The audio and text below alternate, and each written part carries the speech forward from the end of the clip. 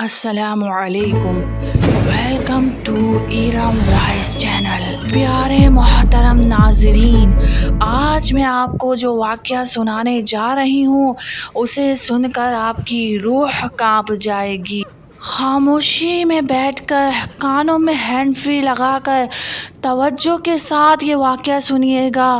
اگر ایرم voice channel کو subscribe نہیں کرے سبسکرائب کر دیں، ساتھ ہی بیل آئیکن ہے اسے دبا دیں تاکہ آنے والا نیا واقعہ آپ تک پہنچ سکے، اور ویڈیو کو لائک اور شیئر بھی کر دیجیے گا۔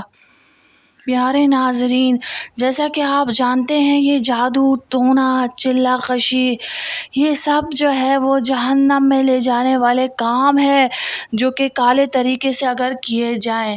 اللہ تبارک و تعالیٰ نے اچھے اور نیک لوگ بھی بنائے، اسی طرح برے لوگ بھی دنیا میں موجود ہیں جن کو سوائے برائی کرنے کے اور کچھ نہیں سوجھتا۔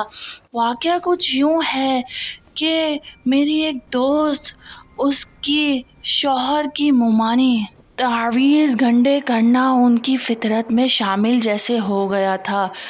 ہر وقت ان کا کام تھا، کسی بنگالی بابا کے چکر میں وہ پڑ گئی تھی جو کہ جائز نہیں بجائے ناجائز کام کیا کرتا تھا۔ اللہمان والحفیظ، اسی کی زبانی آپ کو بتاتی ہوں۔ وہ بتاتی ہے کہ میں اپنے گھر میں موجود تھی، مومانی ایک دن آ گئی۔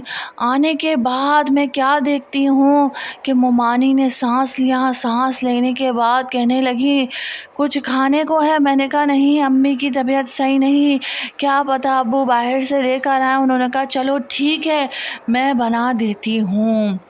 مومانی کھانا پکانے کے لیے اندر گئی اور میں اپنی پڑھائی میں لگ گئی۔ امی کی طبیعت صحیح نہیں تھی، وہ سو رہی تھی۔ جیسے ہی میں اندر گئی، مومانی جو ہے وہ کچن میں کھڑی ہوئی کچھ عجیب طریقے سے عجیب الفاظ پڑھ رہی تھی۔ ہاتھوں میں سفید رنگ کی ایک پرچی، وہ لے کر انہوں نے کسی پانی میں انگلی سے ہلائی اور کھانے کے اندر ڈال دی۔ میری امی کی حالت دن بدن گھیر ہوتی جا رہی تھی، کچھ سمجھ نہیں آ رہا تھا کہ کیا دن بدن ہوتا جا رہا ہے۔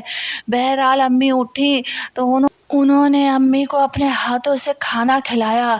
اب یہ ماجرا سمجھ نہیں آ رہا تھا کہ انہوں نے آخری کیا کیا۔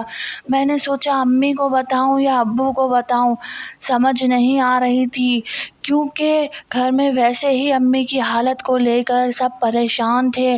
عجیب و غریب امی کو ڈراؤنے خواب آیا کرتے تھے جس کی وجہ سے وہ چلا کر اٹھتی اور پھر یکدم ان کا سانس رک جاتا۔ دن بدن امی کی حالت گیر ہوئے جا رہی تھی۔ مومانی نے کہا ٹھیک ہے میں کچھ دن یہیں رک جاتی ہوں اور پھر تمہاری امی کی دیکھ بھال بھی کر لوں گی، کیونکہ میں کم سن تھی، کسی بات میں بولنا یا بحث کرنے کا حق نہیں رکھتی تھی، اسی لیے میں خاموش ہو گئی۔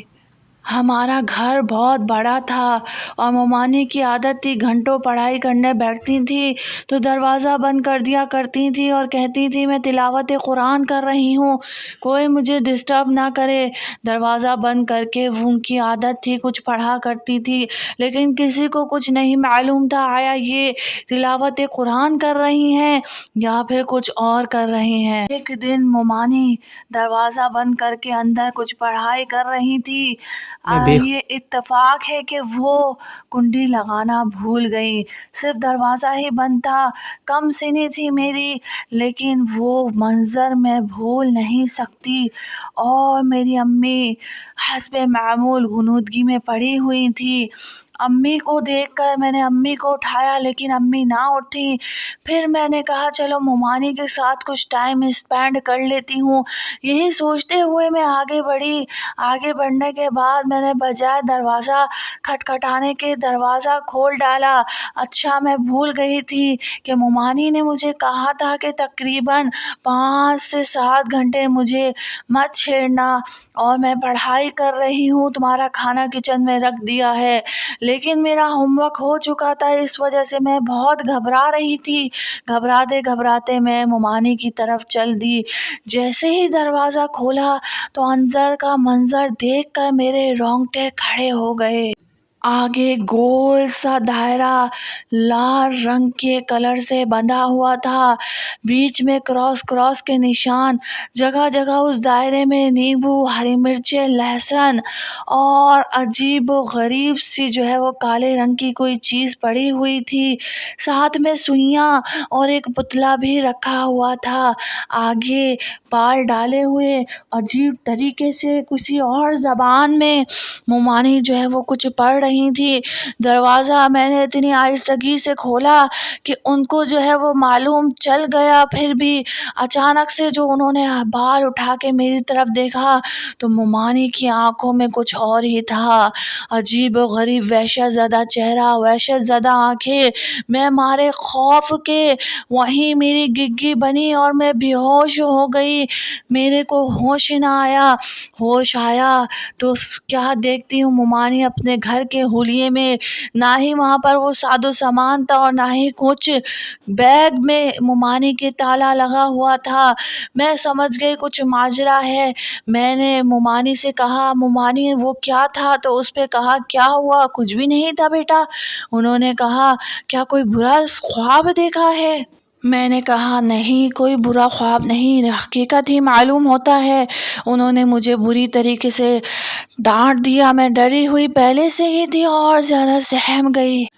मैंने ये बात अब्बू को बताई। अब्बू ने कहा, बेटा तुम्हारा वहम होगा, अम्मी से कुछ ना कहना, वैसे ही उनकी तबीयत ठीक नहीं और वो तुम्हारी मुमानी पे बहुत ज़्यादा भरोसा करती हैं। मैंने कहा, अब्बू वहम नहीं। कहने लगे, ठीक है, मैं कुछ करता हूँ। अब्बू ने यही जिक्र अपने ऑफिस में एक आदमी से कर डाला। उन्होंने कहा कि मैं एक बुजुर्ग बाबा जो कि बहुत ही ज़्यादा अल्लाह वाले हैं उनको जानता हूँ, चलो मेरे साथ वहाँ चलो। अब्बू ने जो है वहाँ पर जाने की ठान ली क्योंकि मैंने अब्बू का भरोसा दिला दिया था। अब्बू जो है अपने दोस्त के साथ वहाँ चल दिए। सारा किस्सा अपने दोस्त के सामने उस बाबा जी को कह सुनाया। वो वाक़तन अल्लाह वाले थे। सुन्नत के मुताबिक जो है वो दाढ़ी, नमाज़ पढ़ के उठे, तिलावत कुरान उनकी, सुबहान अल्लाह।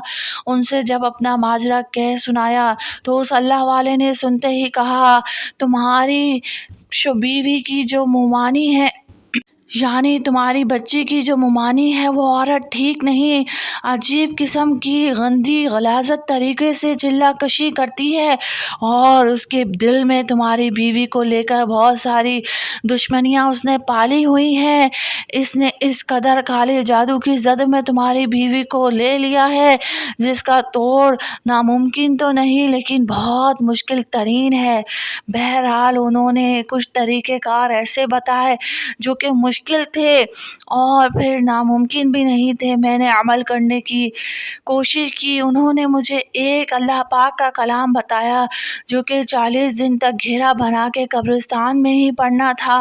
मैं अपनी बीवी की जान के खातिर ये पढ़ने के लिए राज़ी हो गया। उन्होंने पहले ही कह दिया था, डरना नहीं, डरोगे तो मरोगे। मैं पहले दिन खौफ और हरास की हालत में कब्रिस्तान गया। ईशा की नमाज़ पढ़कर वो अल्लाह का पाक कलाम एक कोने में दायरा बनाकर पढ़ना था और ऐसी ऐसी शक्लें मुझे नज़र आई लेकिन मैं उस दायरे से बाहर ना आया। 3-4 दिन तक मुझे तेज़ बुखार और बीच में रुकावटें, यहाँ तक कि 10 दिन में ऑफिस तक ना जा सका। लेकिन मैंने अल्लाह का वो पाक कलाम ना पढ़ना छोड़ा, पढ़ता चला गया। ठीक 12 से 15 दिन बाद मेरी बीवी आहिस्ता आहिस्ता अपनी कंडीशन में आना शुरू हो गई लेकिन मेरी हालत गैर होती चली गई और मैंने हिम्मत ना हारी। मैं उन बुज़ुर्ग के पास जाता रहा और पढ़ाई करता रहा। अल्लाह पाक के पाक कलाम की बरकत से उन अल्लाह तबारक व तआला ने मेरे लिए वसीला बनाया। अल्लाह पाक ने मेरी बीवी को 40 दिन में शिफायाब कर दिया और फिर मैं अपने इलाज के लिए बजाते खुद मैं बीमार रहने लगा था। जाता गया। कुछ अरसे बाद क्या देखते हैं, मुमानी के बारे में सुनते हैं जो कि मेरी बेटी की मुमानी थी। وہ آہستہ آہستہ بیمار ہونا شروع ہو گئیں. ایسی ان کی حالت غیر ہو گئی کہ جیسے کوئی چیز گندی انہی کے اوپر پلٹ گئی ہو. آہستہ آہستہ ڈاکٹروں نے علاج شروع کرا. معلوم چلا کہ کینسر کی بیماری میں مبتلا ہو چکی ہیں. اللہ پاک بس ایسی گندے جادو ٹونے سے محفوظ فرمائے، ایسی چلا کشیوں سے محفوظ فرمائے. پیارے بہن بھائیوں، امید ہے آپ کو یہ ویڈیو پسند آئی ہوگی. اگر ویڈیو پسند آئی ہے تو چینل کو سبسکرائب کر دیں، ویڈیو کو لائک اور شیئر. اللہ حافظ.